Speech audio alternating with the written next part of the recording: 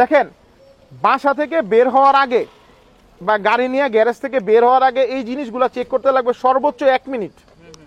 আমার এই ভিডিওটা অনেক বড় হচ্ছে কেন, কারণ আমি আপনাদেরকে ডিটেলসে বুঝাচ্ছি, এই জন্য। নাহলে আমি একদম শর্টসের মতো করে বলে দিতে পারতাম এটা চেক করবেন, এটা চেক করবেন, এটা চেক করবেন, শেষ। তো কেন চেক করবেন, এটা কিভাবে কাজ করে, এই জিনিসটাকে জানতে হবে না? শুধু জানি চেক করতে হয়, তাহলে কি হবে? চালক হিসেবে আপনাকে স্মার্ট ড্রাইভার হইতে হবে, সব জানতে হবে কেন কি। ঠিক আছে? আসসালামু আলাইকুম এভরিওয়ান, আশা করি সবাই ভালো আছেন। ফিরে এলাম আরও একটি নতুন ভিডিও নিয়ে। আমি আছি আপনাদের সাথে মোহাম্মদ আসিফ পারভেজ। আজকের টপিক মেকানিক্যাল ক্লাস। আজকে আমাদের মেকানিক্যাল ক্লাসের প্র্যাকটিক্যাল সেশন চলবে। সো চিন্তা করলাম যে এইটার যদি একটা রেকর্ডেড ভার্সন আমাদের ইউটিউবে আপলোড করা যায়, সেক্ষেত্রে আমাদের স্টুডেন্টদের জন্যও সুবিধা হবে এবং যারা ভিউয়ার্স আছেন তাদের জন্য খুব সুবিধা হবে। সো আজকের টপিকটা কি? আসলে আজকের টপিকটা হচ্ছে একটা গাড়ি নিয়ে বের হওয়ার আগে একজন চালক হিসেবে আপনার প্রতিদিন যে বিষয়গুলো চেক করতে হবে বা জানতে হবে, সে বিষয়গুলো নিয়ে আজকে আমরা আলোচনা করব। সো ভিডিওটি না টেনে সম্পূর্ণ দেখার চেষ্টা করুন, ইনশাআল্লাহ অনেক কিছু শিখতে পারবেন। আচ্ছা, সবার আগে আমাদেরকে একটা গাড়ির যে জিনিসটা জানতে হবে সেটা হচ্ছে বনাট কেমনে খুলতে হয় সেটা জানতে হবে। এই যে এটা কি, এটার নাম হচ্ছে বনাট, সামনের বনাট। এই বনাটটা কেমনে খুলে এইটা আগে আমাদের জানতে হবে। এখানে কি কেউ আছে যে বনাট খুলতে পারে? জানেন না কেউ? আচ্ছা, আপনি জানেন? আচ্ছা, জানতে দেখি কেমনে খুলে।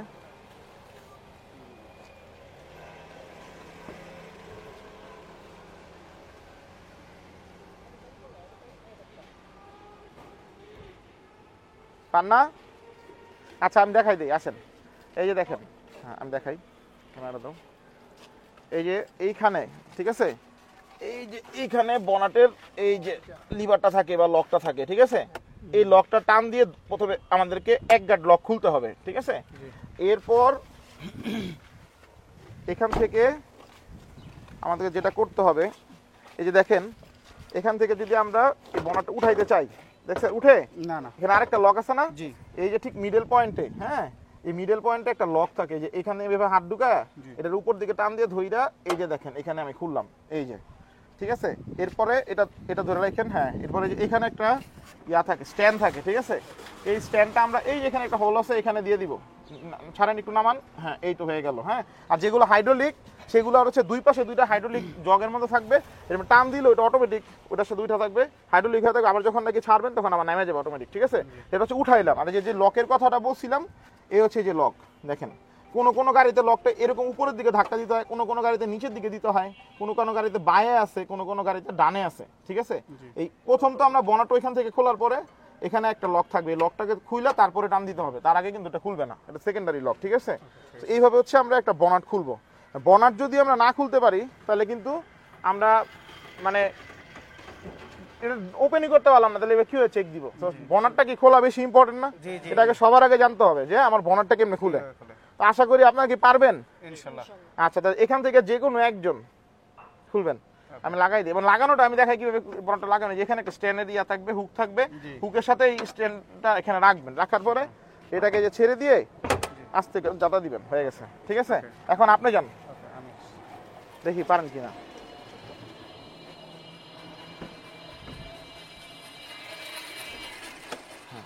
সুন্দর, হ্যাঁ দেন মাইকটা আমার কাছে দেন, মাইকটা হাতে রাখো, হ্যাঁ মাশাআল্লাহ সুন্দর, এই তো শিখছে। ঠিক আছে, সবাই ক্লিয়ার নাকি কারো কনফিউশন আছে? পারবেন আপনারা? আচ্ছা ঠিক আছে। আর কথা বলতে হবে, ঠিক আছে, কোশ্চেন করতে হবে কিভাবে কি হইলো, কোনটার কি কাজ, কেমনে। আচ্ছা, আমি কি বলছি যে গাড়িতে যত তেল জাতীয় বা পানি জাতীয় বা অয়েল যে কোনো কিছু বলেন, লিকুইড জাতীয় যত কিছু আছে সেই বিষয়গুলো আজকে আমরা জানবো এবং ওগুলা কিভাবে কাজ করে মোটামুটি ওইটার একটা মানে বেসিক জানার আমরা ট্রাই করব, ঠিক আছে। কারণ একজন চালক হিসেবে আপনাদের সবার এই জিনিসগুলো মাস্ট জানতে হবে, শুধু চালাইতে পারলেই হবে না গাড়ি, আমাদেরকে ডিটেলসে জানতে হবে কোনটা কিভাবে কাজ করে, কোনটার কি কাজ। আজকে হচ্ছে M1 মেকানিক্যাল ওয়ানে আমরা এই লিকুইড জাতীয় যা যা আছে, তেল মানে যেমন ধরেন ব্রেক অয়েল, পাওয়ার অয়েল, যা আছে আমরা এই জিনিসগুলো নিয়ে আজকে এক্সপ্লেইন করব। আর নেক্সট ক্লাসে আমরা অন্যান্য যে আদার্স যে পার্টগুলো আছে, যেমন ফিউজ বোর্ড, তারপর হচ্ছে আপনার ডায়নামো, ফ্যান বেল, অনেক কিছু আছে, এই জিনিসগুলো আবার ওই পার্টে আমরা আপনাদেরকে চেনাবো। বাট আজকের দিনে হচ্ছে আমরা এই তেল জাতীয় বিষয়গুলো নিয়ে আলোচনা করব বা এই অয়েল জাতীয় মানে পানি জাতীয় বিষয়গুলো, হ্যাঁ। তো সবার প্রথম আমাদেরকে দেখতে হবে হচ্ছে রেডিয়েটর। রেডিয়েটরটা হচ্ছে এই যে এখানে থাকে রেডিয়েটর, এই যে এটা হচ্ছে রেডিয়েটরের প্রেসার ক্যাপ। এখন সর্বপ্রথম আমরা আলোচনা করতেছি রেডিয়েটর নিয়ে। রেডিয়েটরটা আসলে কি, রেডিয়েটর কাজ কি, রেডিয়েটরটা কিভাবে কাজ করে, রেডিয়েটরের মধ্যে কি থাকে, সেটা আমরা এখন আলোচনা করব। ক্লিয়ার? রেডিয়েটরটা হচ্ছে, আমি একদম সহজভাবে বলি, গাড়ি চলতে গেলে মানে একটা গাড়ির সাথে কিন্তু অনেক মিল আছে, মানে মানব দেহের। সে যে গাড়ি চলতে গেলে আমরা পানি ছাড়া কি থাকতে পারি, বা খাইতে হয় না পানি? তো গাড়িরও পানি খাওয়া লাগে, বুঝতে পারছি? এই পানি লাগে গাড়ির। কি কারণে পানি লাগে সহজভাবে বোঝার জন্য বললাম।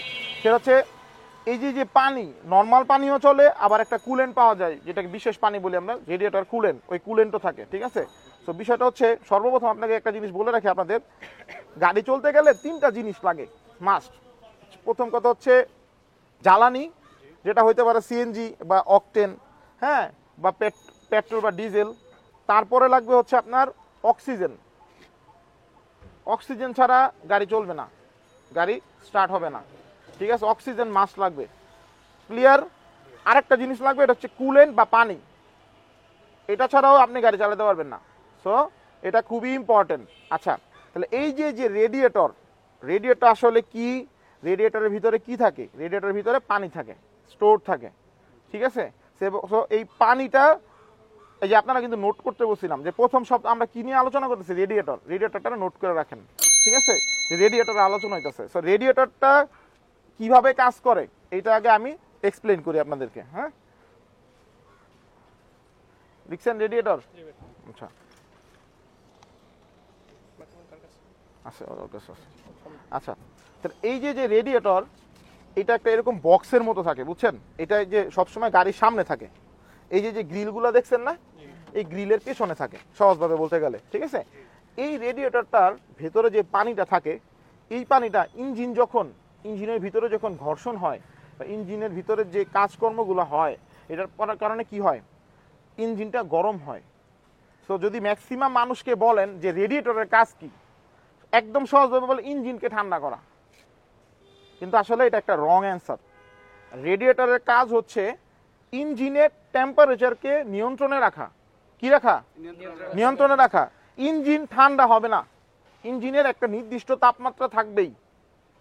আপনি মানুষ, আপনি মারা যাওয়ার পরে শরীর ঠান্ডা হয়ে যাবে, তার আগ পর্যন্ত কিন্তু আপনি অচেতন থাকলেও আপনার শরীরে একটা গরম থাকবে, একটা অচেতন থাকবেন। তো জিনিসটা হচ্ছে এটাই বলছি যে ইঞ্জিন একদম ঠান্ডা হয় না চললে, এইটা গরম হবেই। এখন এই গরমের লেভেলটা যেন বেড়ে না যায়, এইটা হচ্ছে, এই টেম্পারেচারটা কন্ট্রোল করা হচ্ছে রেডিয়েটরের যে কুলেন্ট থাকে বা পানি থাকে। ক্লিয়ার? বুঝছেন? কেউ যদি জিজ্ঞেস করে যে রেডিয়েটরের কাজ কি, তাহলে কি বলবেন? ঠান্ডা করা নাকি টেম্পারেচার কন্ট্রোল করা? টেম্পারেচার নিয়ন্ত্রণ রাখা। তার মানে আমাদের এই টেম্পারেচারটা নিয়ন্ত্রণ রাখা। এখন ইঞ্জিনটা কেমনে গরম হয়, এটা একটা কোশ্চেন না? বা এই পানিটা কিভাবে যায় ইঞ্জিনে, কিভাবে এই জিনিসটা হয়, এটা তো একটা জানার একটা আগ্রহ থাকা উচিত। কারণ এটা তো জানতে হবে, যেহেতু আমি চালক, এমন আছে আমি এটাও করি, কর্ম করে খাবো, বা এটার সাথে আমার একটা দীর্ঘ সময়ের একটা সম্পর্ক হবে, তাই না? তো জানতে তো হবে প্রত্যেকটা জিনিস কেমনে কি। তো এই রেডিয়েটরটা আমি এখন আপনাদেরকে এক্সপ্লেইন করবো এটা কিভাবে পুরোপুরি কাজ করে। এই যে রেডিয়েটর এরকম একটা বক্সের মতো থাকে, ঠিক আছে? এটার ভিতরে ছোট ছোট ছোট ছোট খাঁচকাটা নেট আছে না, নেটের জালি। এই নেটের জালি যেমন ছোট ছোট ঘর থাকে না, এরকম খাঁচকাটা থাকে, এগুলোর বলা হচ্ছে ফিঞ্চ। তো এই রেডিয়েটরের বাইরের অংশে এই মেটালের ফিঞ্চটা থাকে। তো এই কাহিনীটা কি আমি আপনারা বলি, যখন রেডিয়েটরের ভিতরে আমরা পানি দিই, হ্যাঁ, ধরেন এইটার বলে প্রেসার ক্যাপ। এখানে কি লেখা আছে? When never open when hot. এটাকে গরম অবস্থায় কখনো খোলা যাবে না, একদম ঠান্ডা করে এটাকে খুলতে হবে, ঠিক আছে? তো ধরেন আমি এটাকে খুললাম, এটার মধ্যে রেডিয়েটরে কুলেন্ট বা পানি দিলাম, ঠিক আছে? দেওয়ার পরে এই পানিটা কি হয়, পানিটা যেটা ঠান্ডা থাকে, প্রথম কথা হচ্ছে যেটা রেডিয়েটর তো সামনে সেট করা থাকে, ঠিক আছে? তো রেডিয়েটরের ভিতরে 2টা ট্যাঙ্ক থাকে, একটাকে বলে আপার ট্যাঙ্ক, একটাকে বলে লোয়ার ট্যাঙ্ক। এই রেডিয়েটরটা পুরো একটা বক্স। এই বক্সের মধ্যে 2টা পার্ট আছে, উপরের একটা ট্যাঙ্ক, নিচে একটা ট্যাঙ্ক, বুঝতে পারছি? এই 2টা ট্যাঙ্কের মধ্যে 2টা ট্যাঙ্কই ইঞ্জিনের সাথে কানেক্ট করা। নিচের যে ট্যাঙ্কটা আছে এই ট্যাঙ্কটার সাথে ইঞ্জিনের সাথে একটা পাইপ দিয়ে কানেক্ট করা, ওটাকে বলে হোস পাইপ। আবার উপরে যে ট্যাঙ্কটা আছে ওটার সাথে ইঞ্জিনের সাথে আরেকটা কানেক্ট করা, ওটাকেও বলে হোস পাইপ। এই 2টা পাইপ, একটা নিচের সাথে একটা উপরের সাথে ইঞ্জিনের সাথে কানেক্ট করা, ঠিক আছে? হ্যাঁ, তো কানেক্ট করা।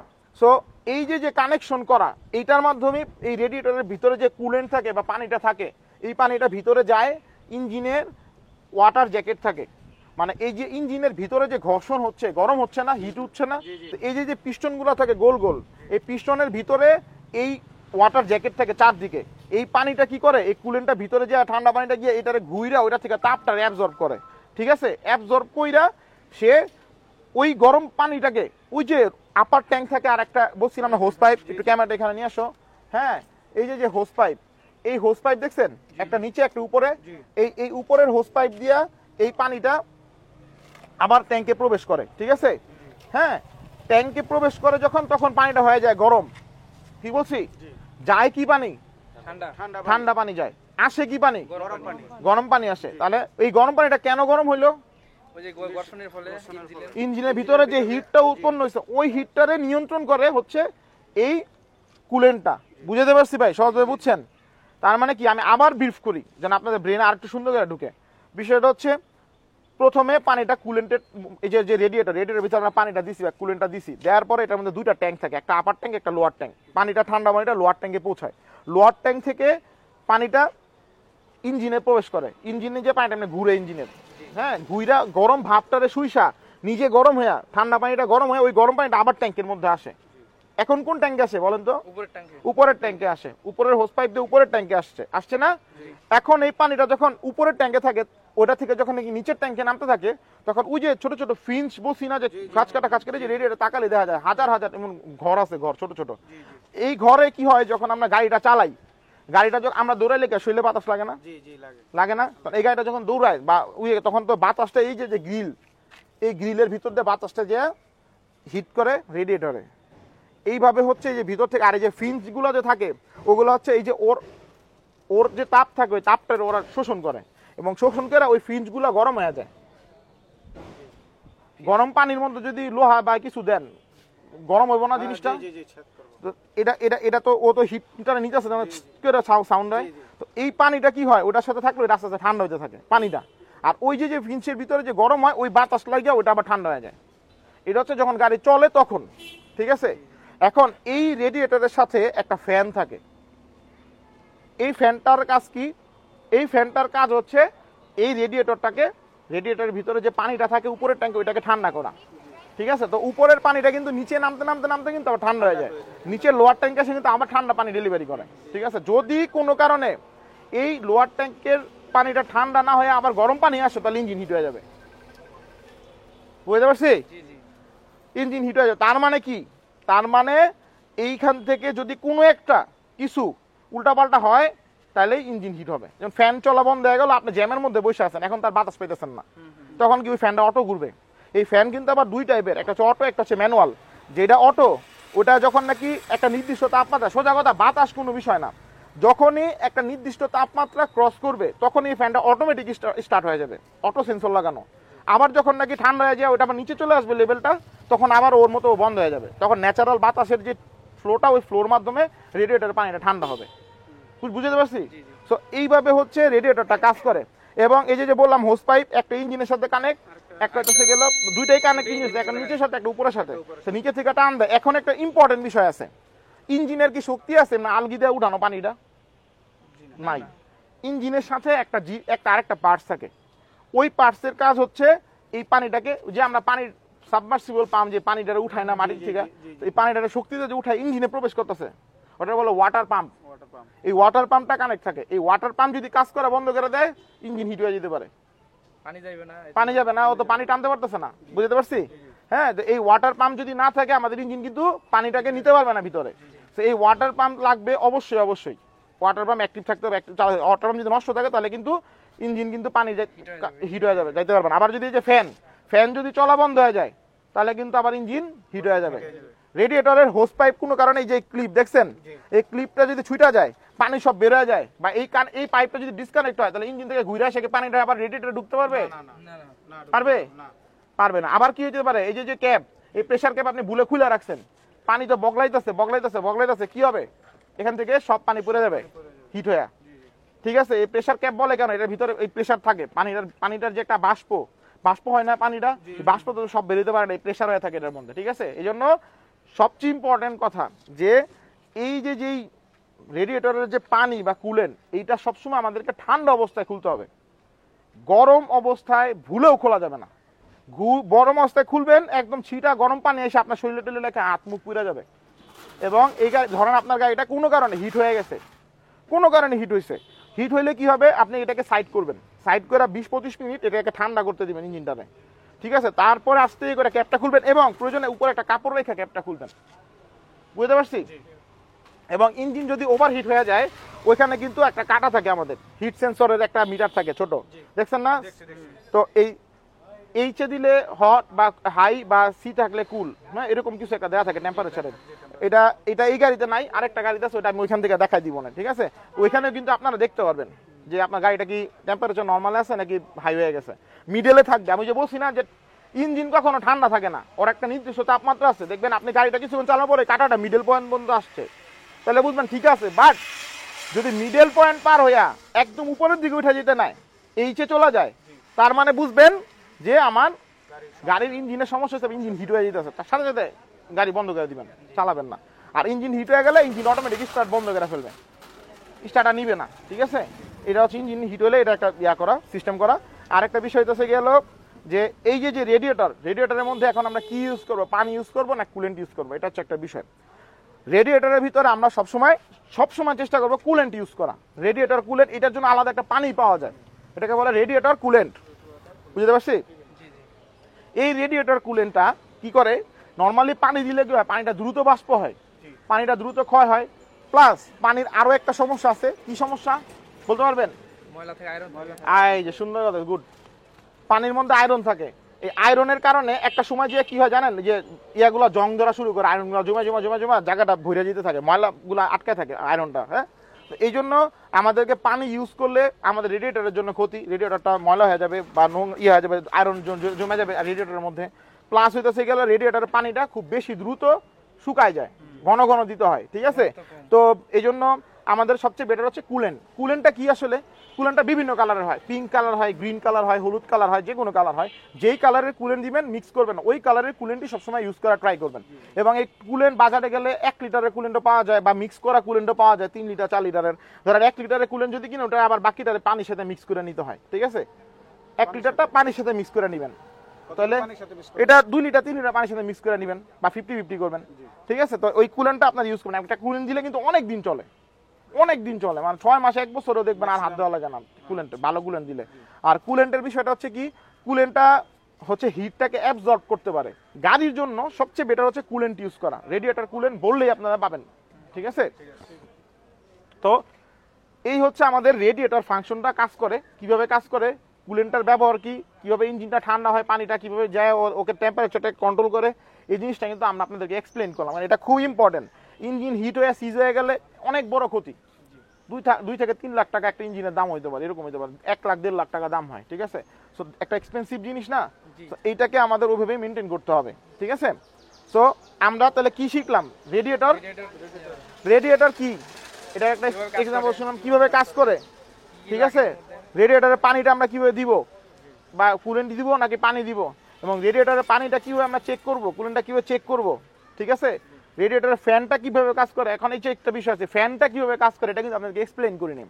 এই যে এখানে দেখেন রেডিয়েটরের ভিতরে একটা ফ্যান আছে, এই যে ফ্যানটা, এই যে এখানে ফ্যান দেখছেন, এই যে ফ্যান, এই ফ্যানটা যখন চলে, এটা যে বললাম সেন্সর আছে, কোনোটা অটো কোনোটা ম্যানুয়াল। যেটা ম্যানুয়াল ওটা কন্টিনিউ স্টার্ট দেওয়ার সাথে সাথেই ওটা চলতেই থাকবে। আরেকটা আছে যে না, যখন টেম্পারেচারটা আপ হয়ে যাবে তখন ওর মতো করে অটোমেটিক চলবে, যখন আবার ঠান্ডা হয়ে যাবে ওর মতো করে অটোমেটিক বন্ধ হয়ে যাবে, বুঝতে পারছি? ক্লিয়ার? এটা চাবি সুইচ দিলেই এটা আইসা পড়বে ফ্যানটা। যদি ম্যানুয়াল হয় তাহলে কন্টিনিউ চলতে থাকবে। এই যে যখন চলবে তখন এটা বাতাসটা কোন দিকে দিবে বলতে পারবেন?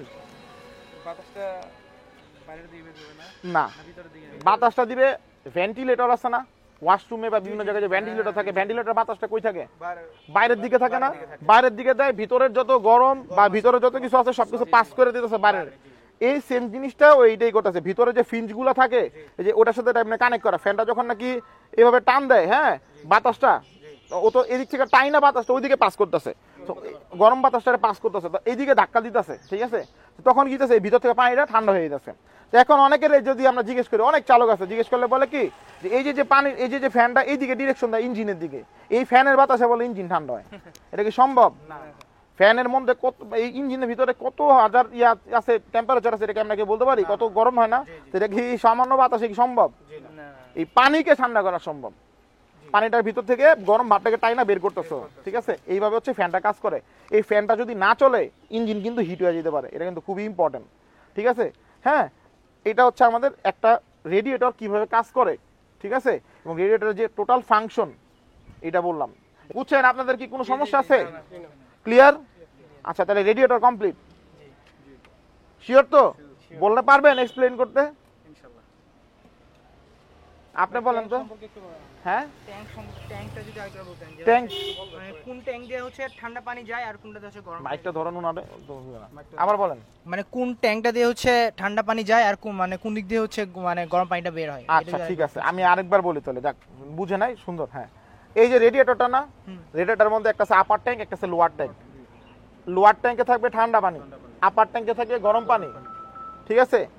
লোয়ার ট্যাঙ্ক থেকে পানিটা ইঞ্জিনে যায়, ইঞ্জিন থেকে ঘুইরা গরমটাকে নিয়ে আবার আপার ট্যাঙ্কে ছাড়ে। এটার জন্য দুইটা পাইপ থাকে, একটা হচ্ছে নিচের হোস পাইপ, একটা হচ্ছে উপরের হোস পাইপ। একটা পাইপ থাকবে নিচের থেকে নিচের লোয়ার ট্যাঙ্কের সাথে কানেক্ট, আরেকটা থাকবে আপার ট্যাঙ্কের সাথে কানেক্ট।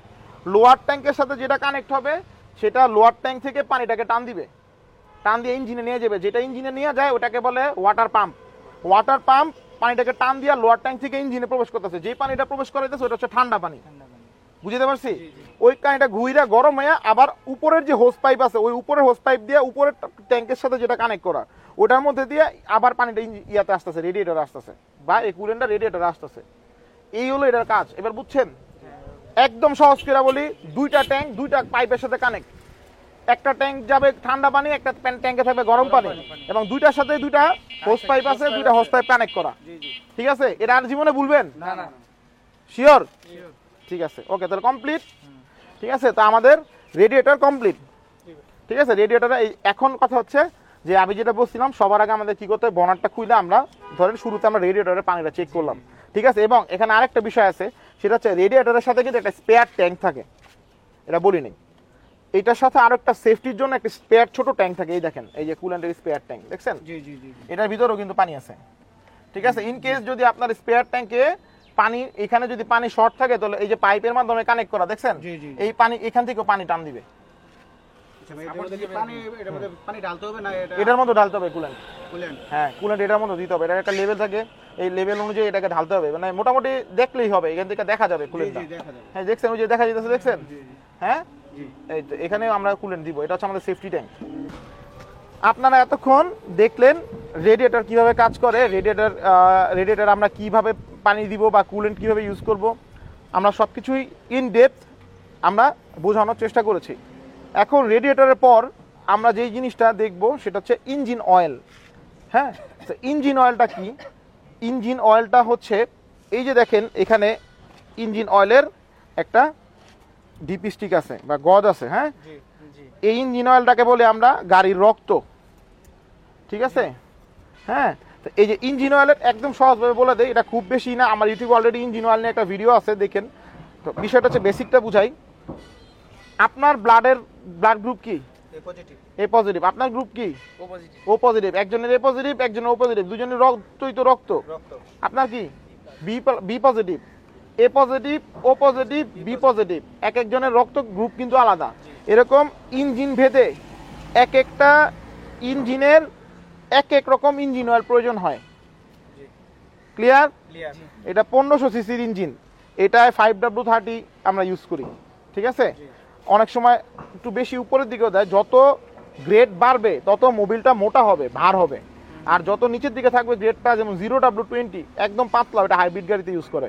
তো এইভাবে হচ্ছে এটা একটা গ্রেড আছে মোবিলের। হ্যাঁ, এখন আপনি যদি ট্রাকের মোবিল আমাদের ইঞ্জিনে দিয়ে দেন, চলবে, ইঞ্জিন ভার হয়ে যাবে, কিন্তু গাড়ি ভাগবে না, হবে না, সমস্যা হবে। হ্যাঁ, ওটা আরো মোটা, ঠিক আছে? সো ইঞ্জিন অয়েলটাকে আমরা কেন গাড়ির রক্ত বলি, কারণ এটা ছাড়া আসলে ইঞ্জিনের ভিতরের যেই কাজকর্ম এটা সে করতে পারবে না। যেমন ইঞ্জিনের ভিতরে যে ঘর্ষণগুলো হয় বিভিন্ন কোম্পানি, এই ঘর্ষণগুলোরও রোধ করে। এবং এই ইঞ্জিন অয়েলেরও, এই ইঞ্জিনকে ঠান্ডা রাখার পিছনে ইঞ্জিন অয়েলেরও একটা অবদান থাকে। ঠিক আছে। আর এই যে যে পিছনে এই যে ভিতরে যে ঘর্ষণটা হয় বিভিন্ন ইয়ার ফাংশনের, ওগুলারে ও হচ্ছে পিচ্ছিল রেখা ওই ঘর্ষণগুলো যেন ক্ষয় না হয় বা যেন ভিতরে কোনো সমস্যা না হয়, এই জন্য এই ইঞ্জিন অয়েলটা আমাদের ইঞ্জিনের ভিতরে থাকে। হ্যাঁ, এখন এই ইঞ্জিন অয়েলটার প্রথমে আমি যেটা বললাম যে এই ইঞ্জিন অয়েলের ইঞ্জিনের ভিতরে যে যায়, হ্যাঁ, কিন্তু ওর একটা বাসা থাকে। এই যে দেখেন ইঞ্জিন অয়েলটাকে আমরা সবসময় কিভাবে চেক করব? ঠান্ডা অবস্থায় চেক করব। এটাও ঠান্ডা অবস্থায় চেক করতে হবে, গরম অবস্থায় চেক করা যাবে না, মাসি ডিস্টার্ব করতেছে, গরম অবস্থায় চেক করা যাবে না, ঠিক আছে।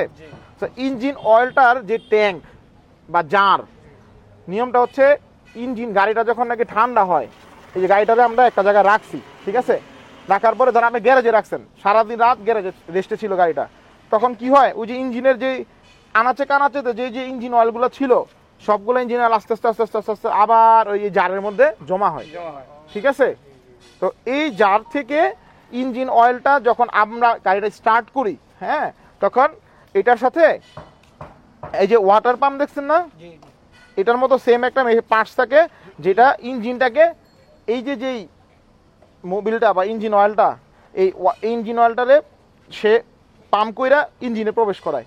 এই যে ইঞ্জিন অয়েলটা ইঞ্জিনের মধ্যে যায় আর যে জার থাকে, জার থেকে, হ্যাঁ, ওইটাকে বলে অয়েল প্রেসার পাম্প, ঠিক আছে। ওই যে রেডিয়েটরের একটা পাম্প থাকে না, ওয়াটার পাম্প, এটা হলো অয়েল প্রেসার পাম্প।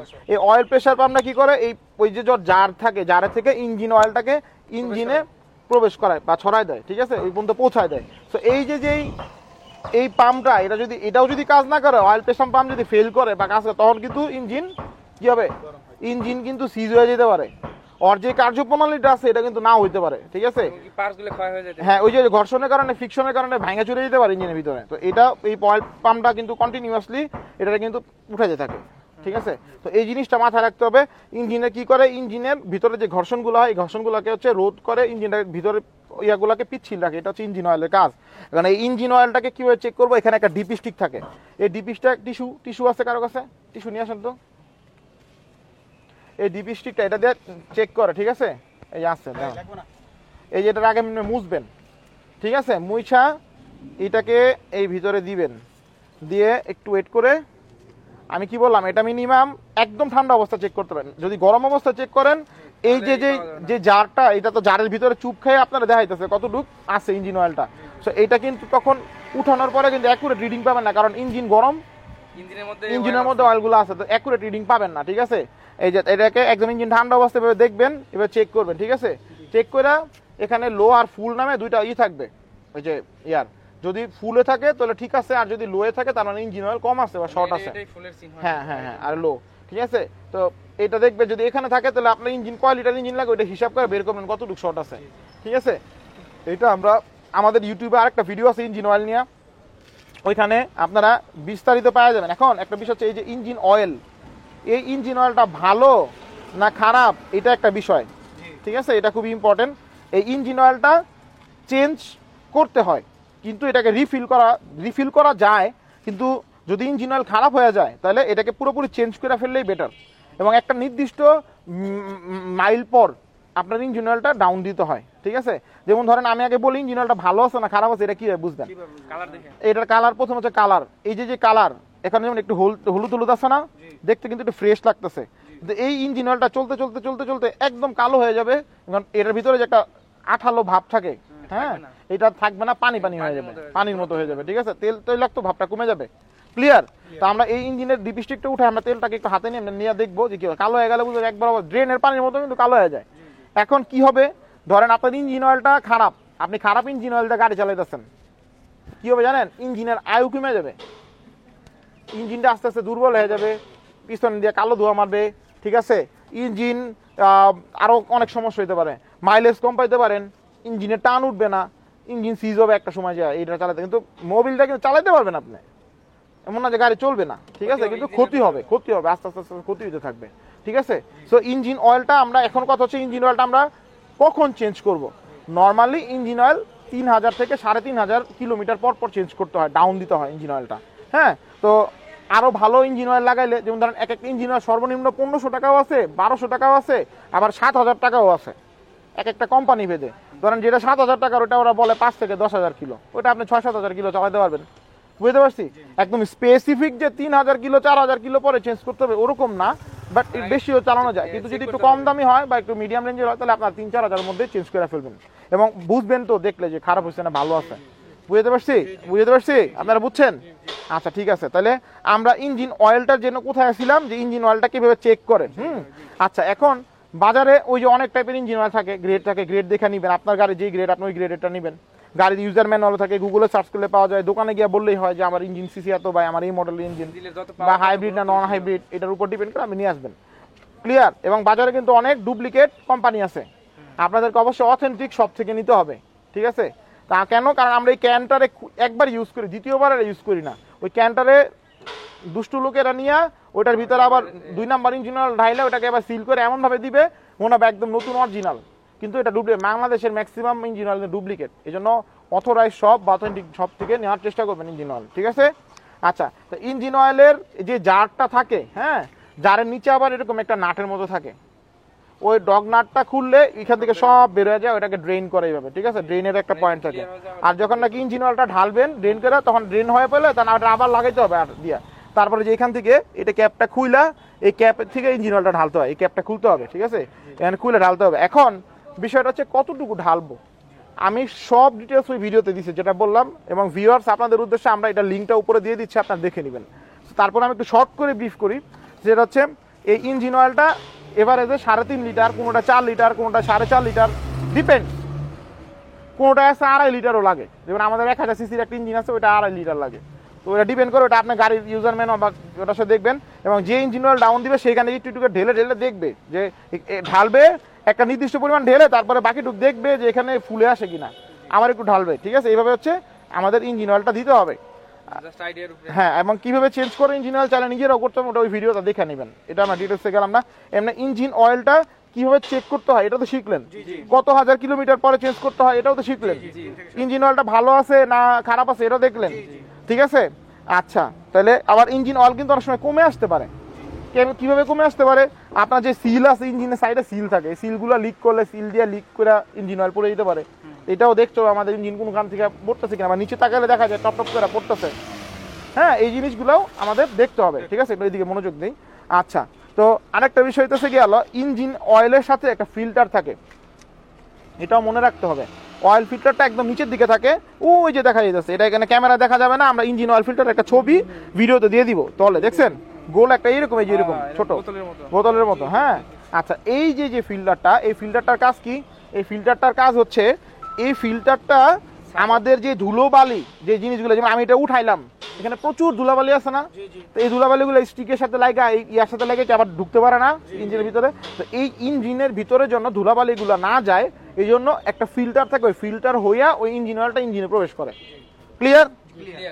ঠিক আছে? তো ইঞ্জিন অয়েলটা আমরা ওইখান থেকে প্রবেশ করে, সো আমাদের ওই ইঞ্জিন অয়েলটার ফিল্টারটা অনেক ইম্পর্টেন্ট, আমাদের অবশ্যই একটা ভালো ফিল্টার লাগাইতে হবে। ভালো ইঞ্জিন অয়েলের সাথে ভালো ফিল্টারটা চেঞ্জ করা যায়, ওই ভিডিওর মধ্যে সব দেওয়া আছে, ওই ভিডিওটা দেখলে ফিল্টারের ব্যাপারটাও দেখতে হবে ছোট। হ্যাঁ, ওটা একদম ইন ডেপথ কিভাবে চেঞ্জ করে ওটা সব দেখাইছে ওই ভিডিওর মধ্যে, এটা দেখেন। ক্লিয়ার? আচ্ছা, তাহলে আমরা ইঞ্জিন অয়েল সম্পর্কে কি জানলাম? কোনো কোশ্চেন? কোনো কোশ্চেন থাকলে জানতে পারেন বা জিজ্ঞেস করতে পারেন। কোনো কোশ্চেন নাই? এটার নাম হচ্ছে ডিপস্টিক বা গজ। ঠিক আছে? এটার মধ্যে 2টা পার্ট থাকে, একটা হচ্ছে এই যে এই ফুল, আর একটা হচ্ছে লো, এফ আর এল। ঠিক আছে? এলে থাকলে লো অবস্থায় কখনো গাড়ি চালাবেন না, লো হইলে কিন্তু ইঞ্জিন সিজ হইতে পারে। কারণ স্বাভাবিক আপনার যতটুকু ইঞ্জিন অয়েল দরকার অতটুকু যদি না থাকে আপনি কি হবে, চলবে? ক্লিয়ার? ইঞ্জিন অয়েল বুঝতে পারছি? আচ্ছা, ঠিক আছে, তাহলে আমাদের কি গেল? রেডিয়েটর গেল, ইঞ্জিন অয়েল গেল, 2টা গেল। হ্যাঁ, দেখেন, বাসা থেকে বের হওয়ার আগে বা গাড়ি নিয়ে গ্যারেজ থেকে বের হওয়ার আগে এই জিনিসগুলো চেক করতে লাগবে সর্বোচ্চ 1 মিনিট। আমার এই ভিডিওটা অনেক বড় হচ্ছে কেন? কারণ আমি আপনাদেরকে ডিটেলসে বুঝাচ্ছি, এই জন্য। নাহলে আমি একদম শর্টসের মতো করে বলে দিতে পারতাম, এটা চেক করবেন, এটা চেক করবেন, এটা চেক করবেন, শেষ। কিন্তু কেন চেক করবেন, এটা কিভাবে কাজ করে, এই জিনিসটাকে জানতে হবে না? শুধু জানি চেক করতে হয়, তাহলে কি হবে? চালক হিসেবে আপনাকে স্মার্ট ড্রাইভার হইতে হবে, সব জানতে হবে কেন কি। ঠিক আছে? তো এইটা আমরা দেখলাম রেডিয়েটর কিভাবে কাজ করে। আমি তো চাইলে বলতে পারতাম, ভাই এখানে পানি থাকে, পানি ঢালবেন, না থাকলে ঢালবেন, থাকলে ঢালার দরকার নাই, শেষ। এটা করে বললে কি কিছু বুঝতেন কি? আগামাথা কিছুই বুঝতেন না। এই জিনিসটা কেন একটা ব্রেনে ইজি হচ্ছে না জিনিসটা? গেল। তারপরে যে ইঞ্জিন অয়েল, আমি বললাম ভাই এই স্টিকটা উঠাইবেন, চেক করবেন, হয়ে গেছে কমপ্লিট। আয় কম থাকলে ইঞ্জিন অয়েল পাল্টা নেবেন, কি পাল্টাইবেন, কোন ইঞ্জিন অয়েল লাগাইবেন, কিছুই বললাম না। তাহলে হইলো? এগুলার অনেক ডিটেলস, অনেক সময় লাগে, এক একটা পার্ট বললেই 20-30 মিনিট টাইম হয়ে যায়। তারপরেও আপনাদের বোঝানোর জন্য যতটুকু সহজভাবে বোঝানো দরকার ততটুকু, আপনাদের ব্রেনেও তো রাখতে হবে জিনিসটা, তাই না? তো এই জন্য আর এত ডিটেলসে আলোচনা করলাম না। তো আমরা প্রথম দেখলাম রেডিয়েটর, তারপরে দেখলাম ইঞ্জিন অয়েল। ঠিক আছে, ইঞ্জিন অয়েল কোন দিক দিয়ে দেয়? এদিক দিয়ে দেয়। আপনি কিন্তু এদিক দিয়ে 7 লিটার না 8 লিটার ইঞ্জিন অয়েল দিতে পারবেন। দিবে না ডালবেন, দিবে না, এটা কি হবে আস্তে আস্তে ইঞ্জিনের ভিতরে পুরোটা ইঞ্জিনে পড়ে যায়। কারণ এটার জার তো উপরে না, এটার জার হচ্ছে নিচে, এটা ট্যাঙ্কটা তো নিচে। তা আপনি তো উপর দিয়ে ঢালতেছেন, মনে করছেন ঢালতেই থাকি। নতুন কেউ তো মনে করেন 5 লিটার ঢাইলে লাগবে, তখন তো ইঞ্জিন বার হয়ে যাবে, ইঞ্জিন চলবো না। চেক করতে হবে স্টিক উঠে উঠে। হ্যাঁ, দেখে দেখবেন কতটুকু আছে।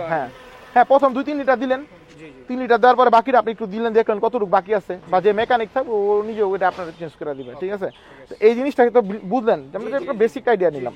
তো রেডিয়েটর গেল, ইঞ্জিন অয়েল গেল। ঠিক আছে, তাহলে এটা গেল। আর ইঞ্জিন অয়েল কিন্তু আমার ইঞ্জিন মানে কিন্তু আসল, এটারে বাঁচায় আমার চলতে হইব। ঠিক আছে, আচ্ছা ঠিক আছে। এরপর আসি আমরা কি, আমাদের সেফটি। ব্রেক, ব্রেকের জন্য একটা ব্রেক ফ্লুইড থাকে, ফ্লুইড মানে তেল জাতীয় একটা তেল থাকে, ব্রেক ফ্লুইড বলে এটা আমাকে, বা ব্রেক অয়েল। হ্যাঁ, এই ব্রেক অয়েলটা থাকে কই? এখানে, যে একটু ক্যামেরাটা এখানে নিয়ে আসো। এই যে ব্রেক অয়েল দেখছেন, এটা কিন্তু একটা অয়েল, এইটা কিন্তু একটা পদার্থ, এটা কিন্তু আরেকটা, এটা কিন্তু একটা অয়েল, এটা আলাদা। আপনি ইঞ্জিন অয়েল আবার ব্রেক অয়েলে ঢেলা দিয়েন না কিন্তু, আবার ব্রেক অয়েল কিন্তু ইঞ্জিনে ঢেলা দিয়েন না, তাহলে তো কাম সারা। ঠিক আছে, বুঝছেন? সব আলাদা আলাদা জিনিস। এটার পানি আলাদা, এইটা আলাদা, এইটা আলাদা, সব আলাদা। না, ডালা যাবেই না, না মানে না। ঠিক আছে, আচ্ছা বুঝাই। এই যে দেখেন ব্রেক অয়েলটার এখানে লেখা থাকে অনলি ইউজ .3। এই দেখেন কি লেখছে, ইউজ অনলি .3 ফ্লুইড। দেখছেন, এটার একটা গ্রেড আছে .3। এই যে দেখেন, দেখছেন? ক্লিয়ার? আচ্ছা, এটা হচ্ছে একটা ক্যাপ, এটাকে চেঞ্জ করার কিছু নাই আপাতত। এইটাকে জাস্ট ঢালবেন, খালি হইলে আবার ঢালবেন। ওই যে ম্যাক্স আর লো থাকে, ম্যাক্সে থাকলে আর ঢালা দরকার না, লো থাকলে এটাকে আবার ঢালবেন। হ্যাঁ, ইঞ্জিন ইয়াটা ব্রেক ফ্লুইডটা। আচ্ছা, এবং ব্রেক ফ্লুইডটা বিশেষ করে হাইব্রিড গাড়িতে এটা খুবই ইম্পর্টেন্ট। হাইব্রিড গাড়িতে ব্রেক ফ্লুইডটা ভালো আছে না খারাপ আছে, এটার জন্য একটা টেস্টার আছে।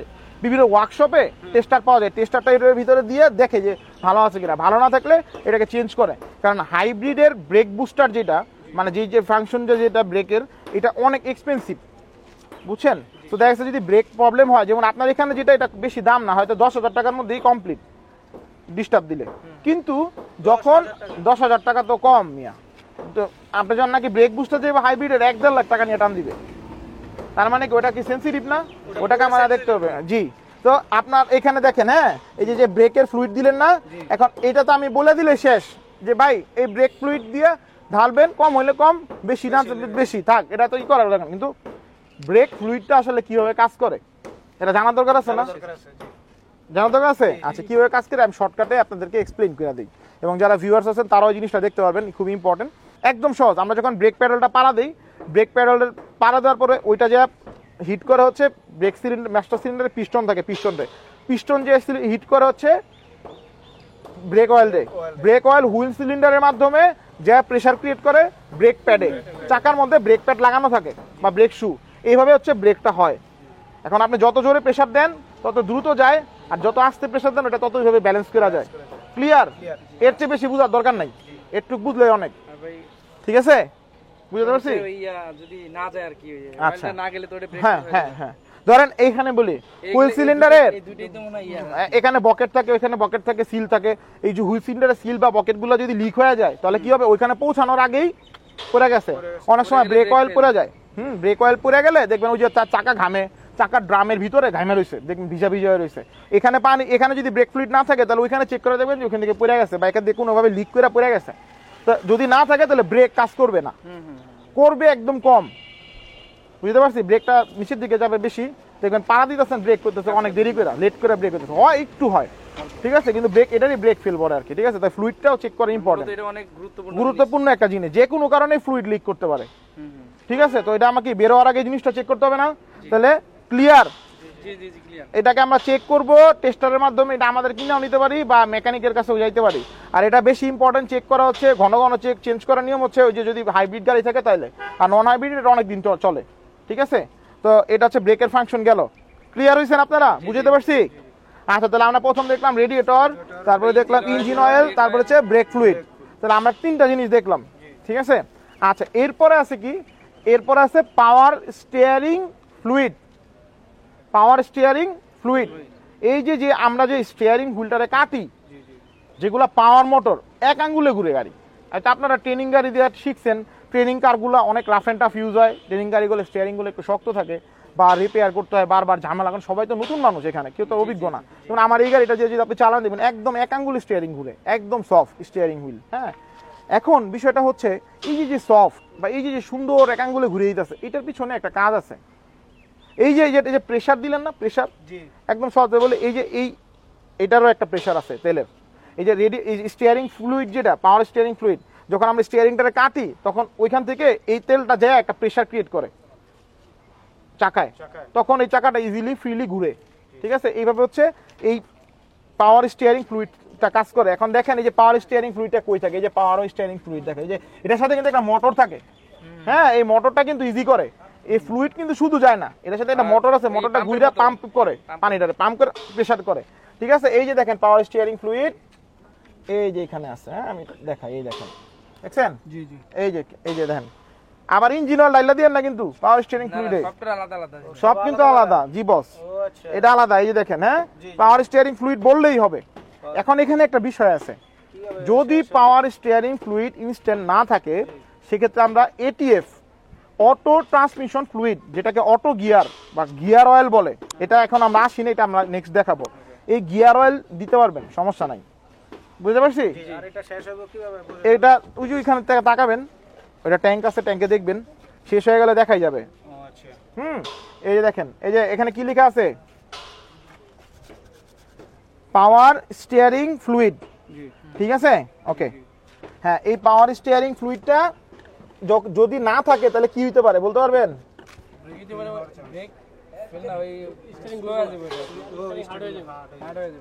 হ্যাঁ, সুন্দর, গুড। স্টিয়ারিং কি হবে? হার্ড হবে। এই তেল কিন্তু লিক করে অনেক সময়। হ্যাঁ, তেলটা স্টিয়ারিং হুইলটা লিক করতে পারে, স্টিয়ারিং হুইলের সাথে যে লাগানো আছে কানেক্ট করা যায়, এটা লিক করতে পারে স্টিয়ারিং বক্স দিয়া, এটা পাওয়ার মোটর দিয়ে লিক করতে পারে।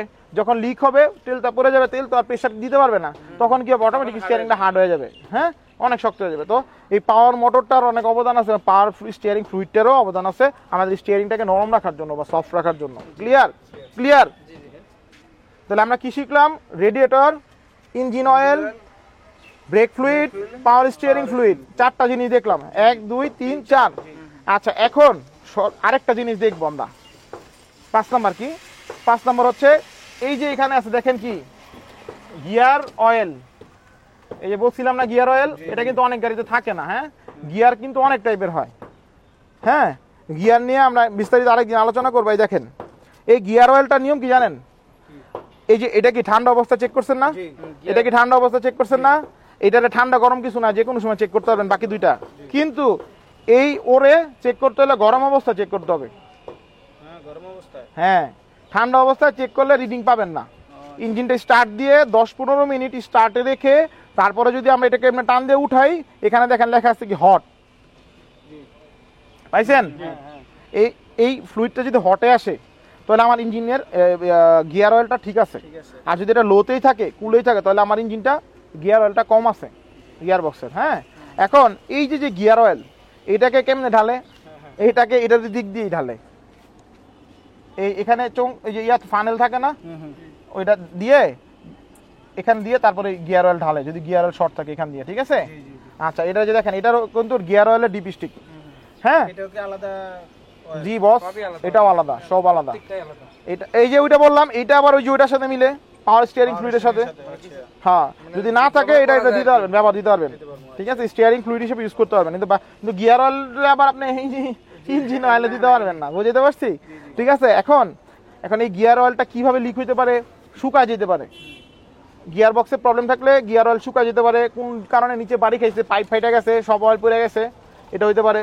তো এটা হইলে আপনার গিয়ার অয়েলটা যখন লো হয়ে যাবে তখন দেখবেন গাড়ি অ্যাক্সেলারেট করেন, গাড়ির গর্জন হয়, সাউন্ড হয়, কিন্তু গাড়ি ভাগে না। তখন বুঝেন গিয়ার অয়েলের সমস্যা আছে বা গিয়ার অয়েলের সমস্যা বা গিয়ারে পড়ছে গাড়ি যায় না।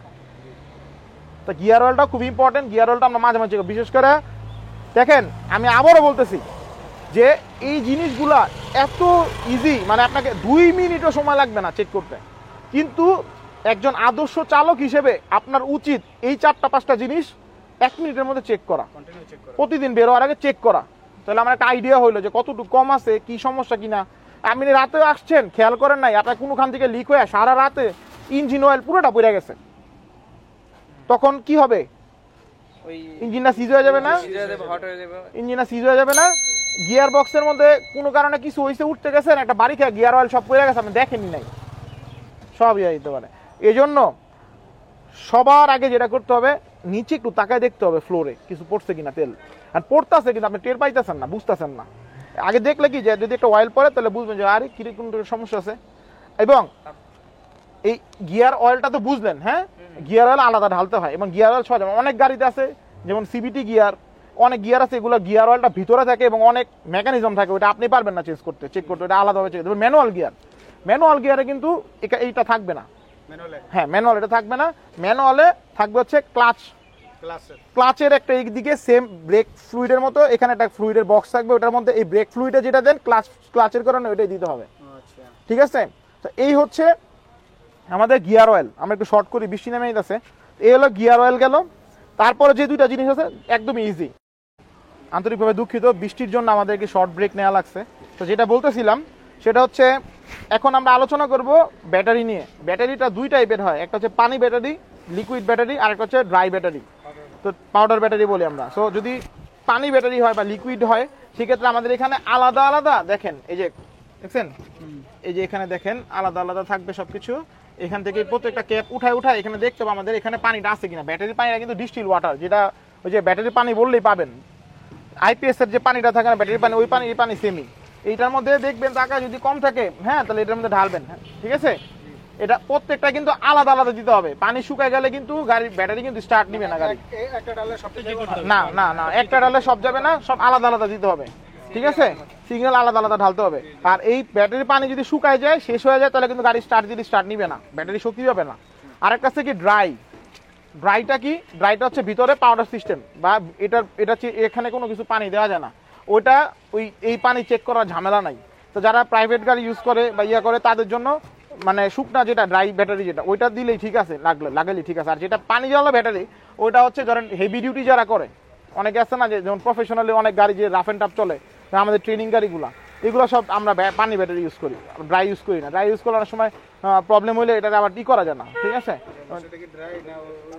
এটা পানিওয়ালা, এই যে পানি ব্যাটারি দেখেন না, লিকুইড, ঠিক আছে। এখান থেকে দেখতে হবে আমাদের পানিগুলো ঠিক আছে কিনা, ক্লিয়ার। আচ্ছা, তাহলে আমরা পানি ব্যাটারিটা দেখলাম, পানির। এখন লাস্ট অনেক ইম্পর্টেন্ট একটা টপিক, এটা হচ্ছে কি? এটা হচ্ছে এই যে আমরা ওয়াইপার দেই সামনের গ্লাসের উইন্ডশিল্ডের উপরে, যে একটা দুটা ব্লেড থাকে, এই যে দুটা ব্লেড দেখছেন, এই দুটা ব্লেড যে গ্লাসটাকে ক্লিন করে না, তো অনেক সময় কি হয় আমাদের গ্লাসের উপরে অনেক ধুলাবালি থাকে। তো এই ধুলাবালি সহ যদি আমরা এই গ্লাসটা ক্লিন করতে যাই, তাহলে ধুলিকণার তো একটা ধার আছে, এই ধারের কারণে আমাদের গ্লাসের উপরে স্ক্র্যাচ পড়তে পারে। তো এই স্ক্র্যাচ জন্য না পড়ে এই জন্য আমাদের এই যে দেখেন বনাটের উপরে 2টা নজেল আছে, এটা আমি একটু দেখাই। দেখছেন এই যে 2টা নজেল, এখান থেকে পানি বের হয়, এটা যে হিট করে, মানে পানিটা যাওয়ার পরে গ্লাসের উপরে, তখন এই ওয়াইপারটা চললে পানির সাথে ওয়াইপারটা ক্লিন করে গ্লাস, ঠিক আছে। তো এই যে ওয়াইপার, এটার জন্য একটা ফ্লুইড আছে, নাহলে কেমনে ক্লিন করবে? পানি লাগবে না। কেউ আছে নর্মাল পানি দেয়, আবার কেউ কি করে শ্যাম্পু হুইল পাউডার এগুলা দিয়া ওটার মধ্যে দেয়। এটা হচ্ছে মারাত্মক ক্ষতি শ্যাম্পু দিলে। কারণ কেন মারাত্মক ক্ষতি? এই যে গ্লাস, এই গ্লাসের উপর একটা কোটিং থাকে যেন পানিটা না জমে, বা ধরেন এটার উপরে একটা কোটিং থাকে যেটা হচ্ছে গ্লাসটাকে সবসময় স্বচ্ছ রাখে, ক্লিয়ার রাখে। এখন দেখা গেছে আপনি শ্যাম্পুর মধ্যে যে কেমিক্যালটা থাকে, ওই কেমিক্যালটার কারণে কি হয়, ওই অনেক সময় এই গ্লাসটা ঘোলা হয়ে যায়, বুঝছেন। বা ধরেন হুইল পাউডার দিলে হুইল পাউডারের গুঁড়াটা যে এই নজেলগুলো আটকায় দেয়, যে নজেলগুলো আটকায় ফেলে, তখন পানিটা বেরোতে চায় না।